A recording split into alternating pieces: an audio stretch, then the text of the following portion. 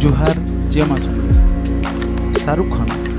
जहाँ total net worth $600 million है काଣା आपण मानकु जना छे जे शाहरुख कर पहला इनकम केते थिला आ से इनकम रो से काଣା करथिले आसुन आमे आपनकु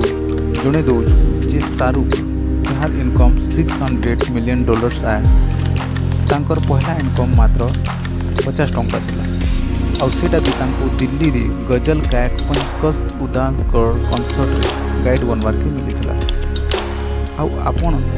जानिछु जे से पैसा रे से काଣା करिथिले से पैसा रे से आगरा जाइके ताजमहल देखिले इतु फ्रेंड्स इटा हमको सीख मिलुछे जे भले हमर पॉकेट छोट थो किंतु सपना सबले बड़ देखबार कथा आपण मन को इटा सुनी कि केनता लागला श्योर कमेंट करबे आउ एंता नुआ नुआ वीडियो मान